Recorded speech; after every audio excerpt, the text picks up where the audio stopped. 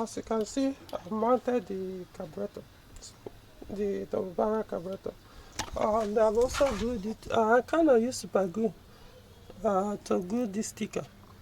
I figured that remember, there will always be a need to probably once in a while wash this carburetor with fuel or something, and even fuel might even touch it. Remember, this is the supply line, so at some point you might be removing the hose, fuel will spray here, and if it's gone, you immediately remove it. Who knows, maybe the super glue that I use might also have some effect, but at least I use super glue to hold it. So see, so what's remaining now, probably start with the coolant line. This is a coolant line, or I call it water line, but from here, the one that comes from the manifold from this point goes to here, and the carburetor, this side of it. Okay, I'll need to release this one more.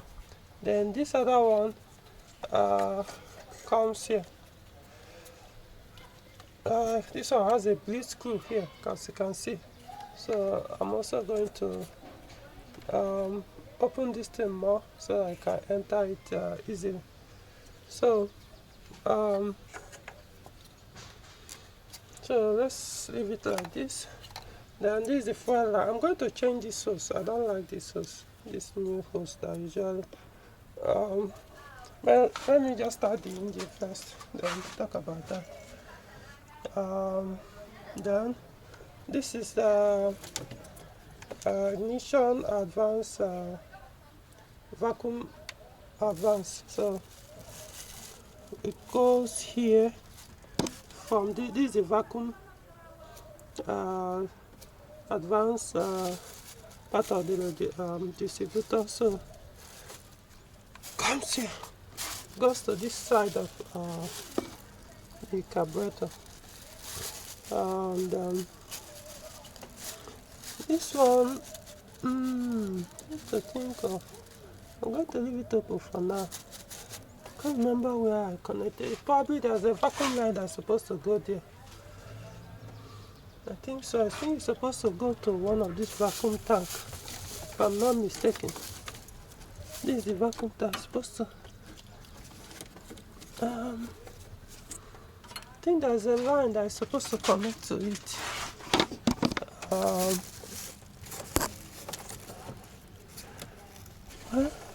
I could be wrong. I know it can't just be that open. Anyway, yeah, I knew before then. I didn't connect anything to it before on the other engine. So probably one day I'll figure out. I might see one that has that connection and find out where the vacuum line is supposed to go to. So I also do some connections here. Do power supply, positive supply to ignition here and here. I'm going to draw it from the feed to the ignition positive terminal, ignition coil positive terminal, run a fuse to it, and then run the connection to these two. Then the next thing now will be the cable. Man, I don't know if I can reuse this single barrel cable. I can if I want to. I don't know how smooth that would make it be. That's my concern. You can get something, put it somewhere here. It's not gonna be easy. If you use the normal cable, it will just slot in easily. The only problem with getting that normal cable is, I don't know if this one can come off easily. Let me see. Well, I'm not sure they've even removed it before. I think what is there is the one that was there for the double barrel carburetor.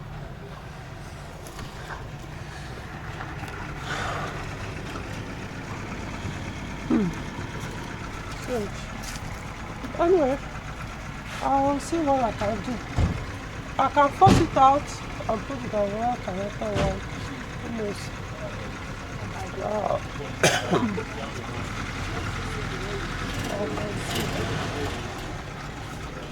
Then this one, there's a vacuum line that is supposed to actually enter here too, if I'm not mistaken. The vacuum line, I think that vacuum line comes from here to here. I think from here to here, if I'm not mistaken.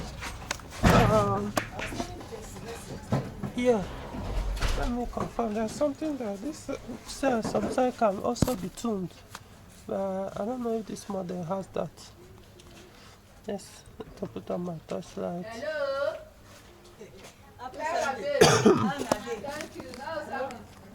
So this one doesn't have that tune screw. So I don't know if this vacuum line is usable. Okay, anyway, I'll leave it for now. If I now see I can run the vacuum line here to here, another line here to here, then leave it, see what happens. Okay, so let me get to work. The only something, this other one, they're basically all been fixed. The only tough one now is the cable. If I can use this cable, if I can use this single barrier cable, then I have to find a way to lock the cable here. I think I can get that thing that stays here. There's one black something, this, but I don't want to touch this. If I'm not going to use this, yeah, I mean this thing. I think I have a spare one, if I'm not mistaken. I think I do. I'll see if I can find it. If I find it, then I can use it here. I'll put this here, slot it in, then find a way to lock the cable. To lock the cable on this probably somewhere here. These are going to be more messy. It's going to be messy. Where I usually get problem to remove this cable is from here. It's here. And I think they've not touched the one I think what they did was they removed probably condemned the barrier carburetor, remove the cable, draw the cable out, and left that and then pass the single barrier carburetor cable. When I mean cable, I mean only this metal part, not the coat, plastic coat. I run it out. So, but if I'm to use this, then it's going in full. Going to go in full. Okay, anyway, we'll see. So let me start by connecting the coolant line and see. I need to be sure that the water is even coming out. I'm going to use, I've not used coolant on this engine, still running with water. So I don't know, I need to pour water because something I didn't like. When I was removing this thing, water didn't actually gush out. I was expecting water would gush out. So let me pour water. I'll see if it will start flowing, then I'll connect them. Then later I'll bleed it from here. Alright. So let's run the test now. I've gotten water here, so I'm going to pour it directly on the radiator. Okay, you can see water is actually coming out. Okay. So I don't expect it to come out on the other end. So that one I will have to, it's when you do the breathing that it will get to this point, enter the manifold and the rest. So okay, so that's a good test. So I've connected, I've bleeded the system. Oh, my central lock is acting up, so I'll deal with it later. It just activates on its own. I hear it. So I know where it's coming from. That job. I'll deal with it later. Wow, see, really. So I've bleeded the system, connected everything. I connected the coolant line, breathed it, poured more water, breathed it, and because this is the breathe valve. So the only thing I've not done is the cable. I've not connected it. So I want to start it first. Let's see. My only problem is the carburetor is dry, so it takes a while for fuel to come up. So I'm supposed to actually accelerate, to press the throttle for a while for the carburetor fuel to pump in. So this is like a two-man job. While somebody is working, some other person could be doing the throttling from here. For the first time, since it's dry, some of the jets might be a little bit partially blocked. Who knows? So what I'm going to do is, let me see. Let me try first. If it doesn't start, before it doesn't get in, then I may have to. Then this thing starts off. I think I may disconnect the fuse to the central lock for now. Let me hold on. I'm going to start now. Let's see. I know it take a while. It won't just start immediately. Yeah. Right. Oh, battery has run down, man. Just because of this stuff. Wow. Okay, let me see. So it was actually the battery terminal that did that nonsense. So let's see. Alright, let's start. Oh.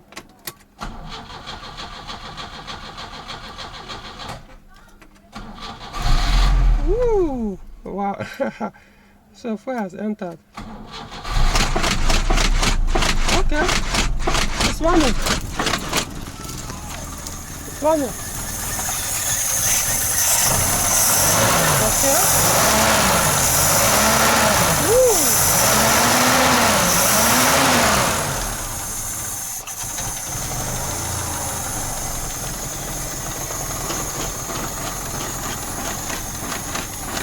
Let it warm up. I don't expect it to, I don't want to do any tuning now.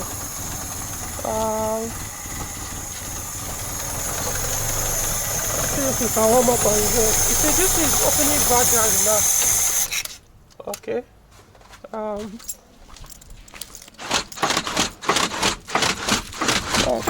This central line, let's start the fuck up.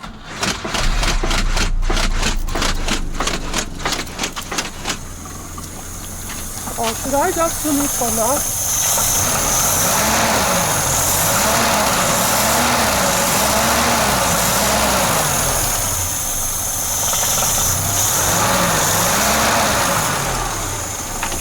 Let me just tune it a little. Increase the RPM a little.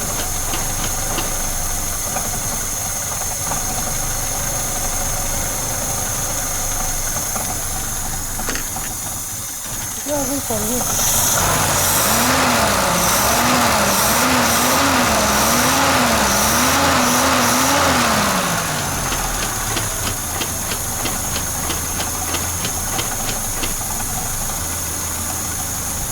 This is about the last time I used this carburetor was 2021. So I felt some jets was a little bit partially blocked. So I don't expect it to start running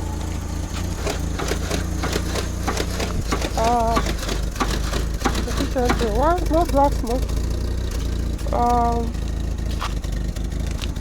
So I want the engine to warm up a little before I'll accelerate it a little bit to see whether it brings us slow.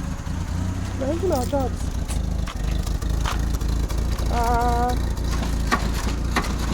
Carburetor on a different engine. But this is a different engine, so I expect that I may have to retune. The other engine is different, so this one is different, so there won't be, they have to tune it. But I think it won't. So that's very well.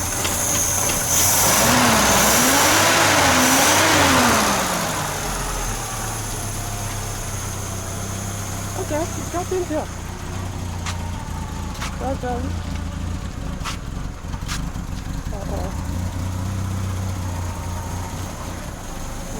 Going to need some tuning.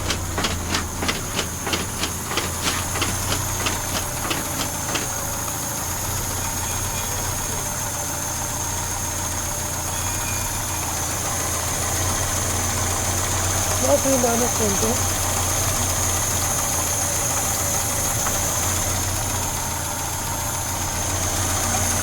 So I want this, I feel this is connection I can see for this fuse, through this fuse. So if there's any problem with this one, because if there's any, if you cut the fuse, so there won't be power supply to that place.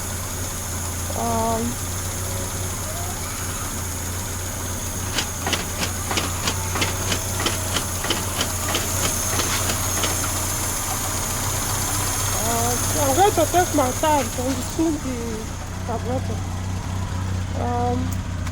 Even that one I increase, I'm likely going to reduce it a little later.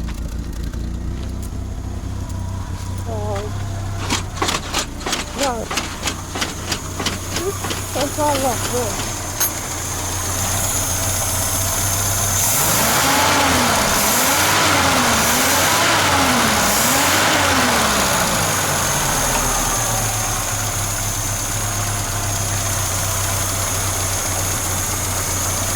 That's all.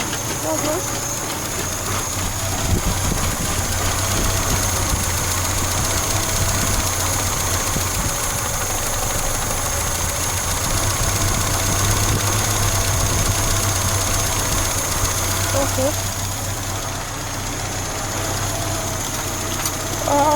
This is finished.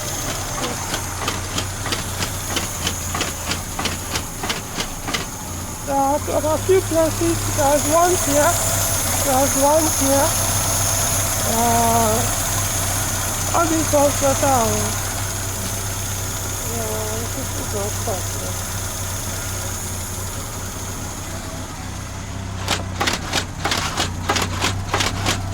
I need to go with this central lighting. I think what I'll do, I'll look for the fuse, disconnect it for now so that I can focus on doing this.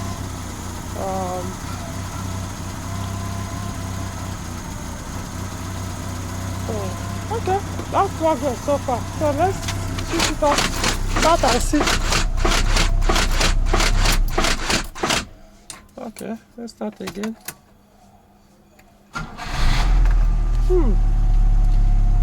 Probably when I drive the car, it will work much better. But I believe I may need to start to do some tuning.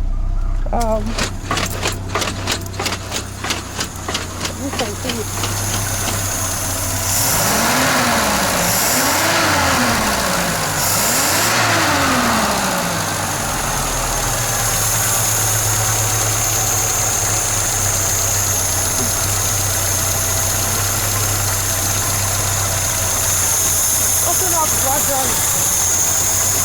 It's taking a while.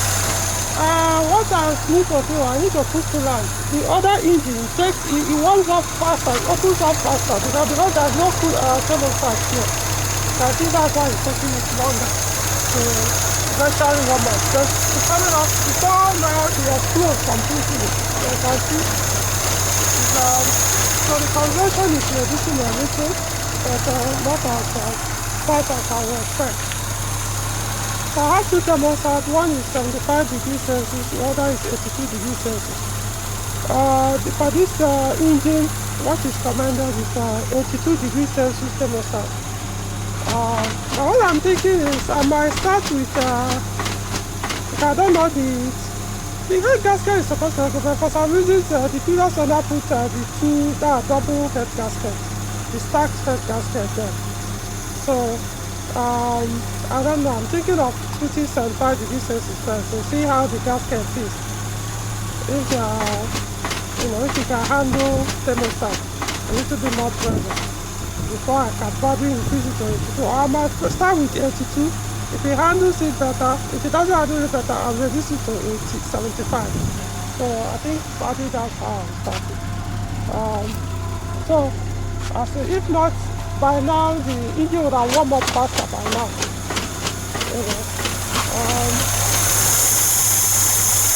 I can see it's still cold.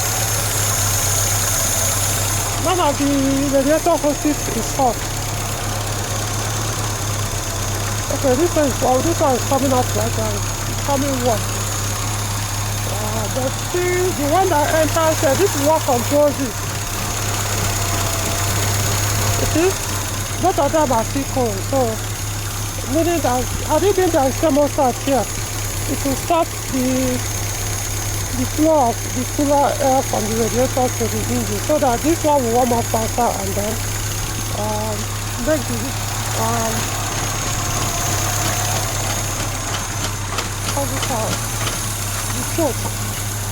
the choke plate to open up faster. I see coming up.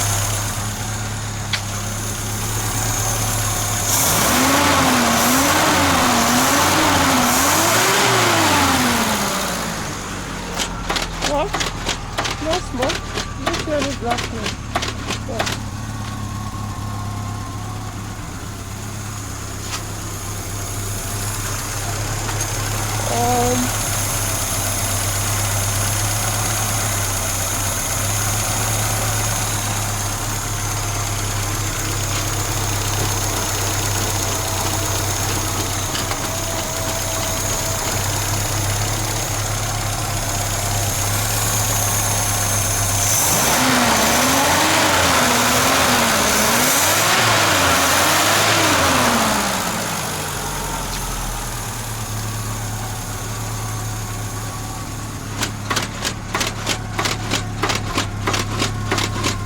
Okay, so I think I'm going to end it stop now so I can deal with this, what's it called, the cable.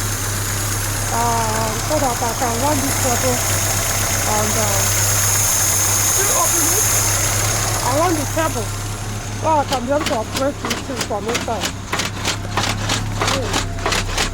At the same time, I probably might even deal with this central lock issue.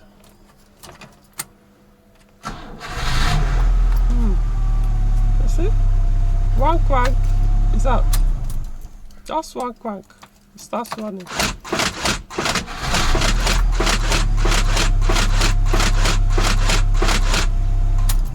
Okay, so let me disconnect the battery terminal so this central lock will stop disturbing. I know what is pumping it, so just have to deal with it now. It's going to take me some time, so I don't want to be distracted from the mission right now, which is to complete the double barrel carburetor reverser to proper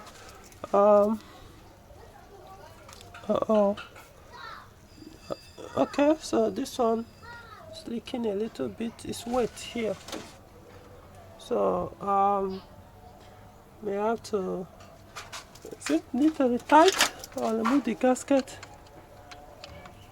Okay, tight it a little. It's been long.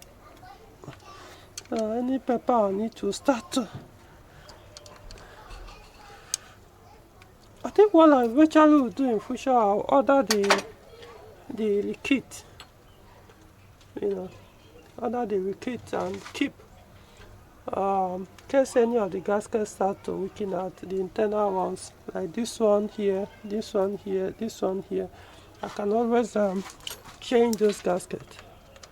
You can see they're a little bit loose.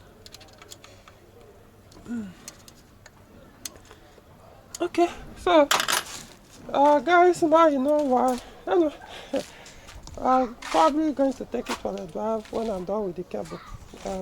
Alright, so we'll see. Maybe if I have the time before I take it for a drive, I'll put that thermostat so that I'll see if there will be improvement on this.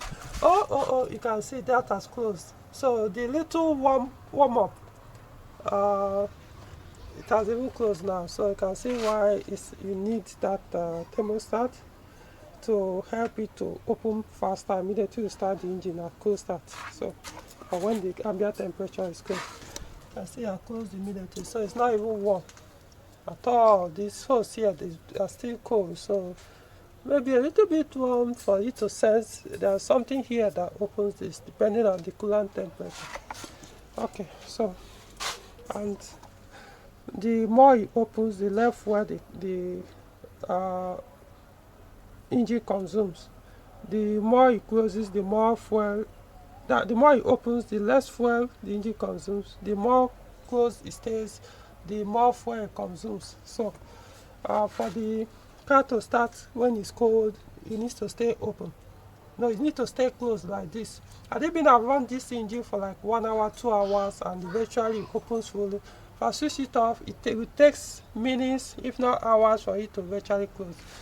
You know, because it will work with the temperature of the water or coolant to determine when to close or not. So, alright, let's see, let's get to work. Wow, this cable on is giving me some concern here. I've done it before on my other 505, so I know how. If you're not careful, man. Okay, we'll see how it goes. Like I said, another option is to use this one to run it. I can put something here, lock it here, but this is plastic. I wouldn't want this thing to get damaged. If you lock it to, if it's the metal one, I can lock it, but plastic might break. I don't know. Let's see. I'll try something first. If it doesn't work, then I'll change the cable. Alright.